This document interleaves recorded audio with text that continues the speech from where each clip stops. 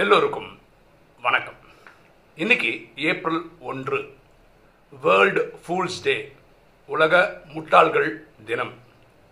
நம்ம ராஜயோக சீரீஸில் April fool முன்னிட்டு ஒரு ஸ்பெஷல் எபிசோட் என்னென்னா who fools the whole world, முழு உலகத்தையும் முட்டாளாக்குவது யார்.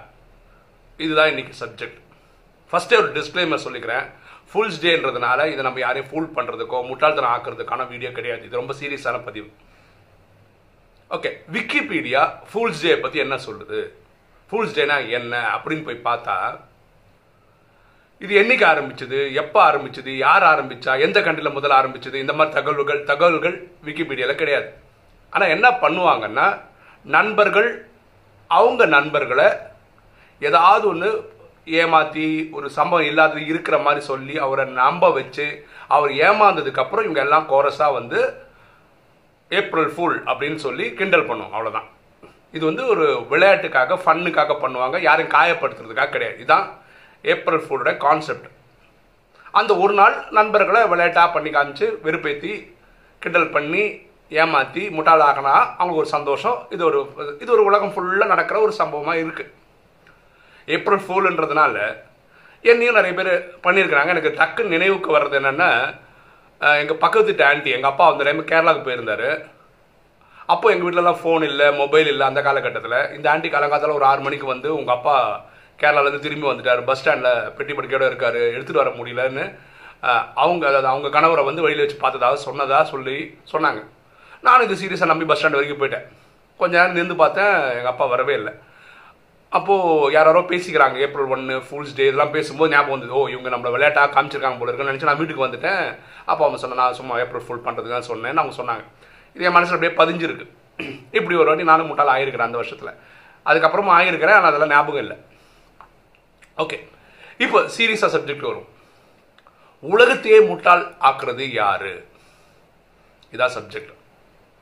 இன்னைக்கு உலகத்தில் 800 கோடி பேர் இருக்கோம்னு வச்சுக்கோங்களேன். கிட்டத்தட்ட 800 கோடி பேருமே இதுதான் நம்பிட்டு இருக்காங்க. என்னன்னா, நம்ம ஒரு உடம்பு அப்படின்னு நம்பிட்டு இருக்காங்க. இதை ராஜயோகம் கத்துக்கிறவங்க வெறும் 33 கோடி பேர் தான் கத்துக்க போறவங்க. எல்லாரும் கத்துக்கிட்டாங்கன்னு கிடையாது. அவங்களுக்கு மட்டும்தான் இந்த தெளிவு கிடைச்சிருக்கு. நம்ம வந்து உடம்பு கிடையாது, நம்ம ஒரு உயிர், இந்த புருவத்தின் மத்தியிலேருந்து இந்த உடம்பை இயக்கிட்டு இருக்கோம்.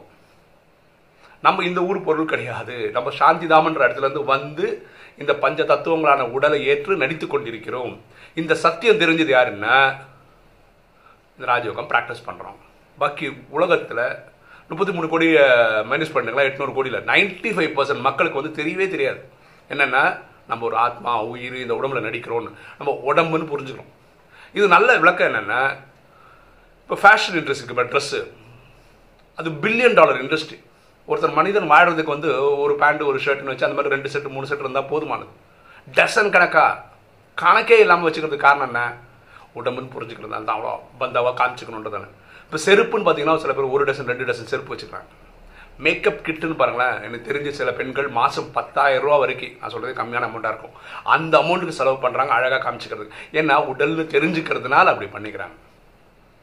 ஓகேவா? அப்போ 800 கோடியில் கிட்டத்தட்ட 95 கோடி மேலே இருக்கிறவங்கள, 95 கோடி கிட்ட மக்களை முட்டாளாக்கிட்டது யாருன்னா மாயை தான். அது எல்லாரையும் தன்னை உடல்னு புரிய வச்சிச்சு, அப்படி நம்ப வச்சிச்சு, முட்டாளாக்கிட்டு உட்காந்துருக்குது. காமம், கோபம், அகங்காரம், பற்று, பேராசை அப்படின்னு ஒவ்வொருத்தரையும் அதுக்குள்ளேயே அந்த ட்ராப்புக்குள்ளேயே வச்சுன்னு. இப்போ ராஜயோகிகள் பிரில்லியண்டா நல்லா தப்பிச்சிட்டாங்களா அப்படின்னு யோசிச்சு பார்த்தா அதுவும் கிடையாது. அது பரமாத்மா 2-3 நாள் முன்னாடி வானிலை பியூட்டிஃபுல்லாக சொல்கிறார். இந்த ராஜயோகம் ப்ராக்டிஸ் பண்ணுறவங்க எதை ஜெயிக்க ட்ரை பண்ணுறாங்கன்னா, காமம், கோபம், அகங்காரம், பற்று, பேராசை ஜெயிக்கிறதுக்கு முயற்சி பண்ணுறாங்க, பண்ணிட்டும் இருக்காங்க. அதுலேயே ராஜயோகிகள் சில டைம் என்ன சொல்கிறாங்கன்னா, இப்போ கோவத்தை எக்ஸாம்பிள் எடுத்துமா, கோவத்தை கண்ட்ரோல் பண்ண முடியலன்னு வச்சுக்கோங்களேன். அவங்க எவ்வளவோ ப்ராக்டிஸ் பண்ணுறாங்க, கடைசியாக சொல்கிறாங்க, என் சன்ஸ்காரே அப்படி இருக்குது, என்னால் மாற்றிக்கவே முடியல அப்படின்னு. அப்போ பரமாத்மா சொல்கிறாரு, இங்கே தான் மாயை உங்களை ஏமாத்துது, உங்களை முட்டாளாக்குது அப்படின்றார். உங்களுடைய சன்ஸ்காரம்ன்றது மாயையோட சன்ஸ்காரம் கிடையாது.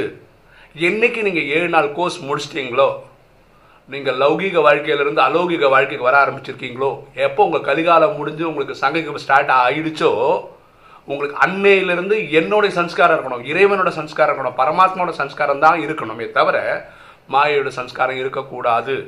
உங்கள் வாயிலேயே என்னோட சம்ஸ்காரம் என்னால் மாற்றிக்க முடியல, என்னோட சம்ஸ்காரம் எதை கோவத்தை, அகங்காரத்தை, பற்ற, பேராசை சொல்லாங்கன்னா நீங்கள் இன்னைக்கும் மாயையோட கஸ்டமராகவே இருக்கீங்கன்னு அர்த்தம். அது புரிஞ்சிக்கவே இல்லையே நீங்கள். என்னோடதுன்னு வேறு உரிமை வேற கொண்டாடிக்கிறீங்களே, அது உங்களை ஏமாத்துது, முட்டாளாக்குதுன்னு உங்களுக்கு புரியலையான்னு கேட்குறாரு பரமாத்மா.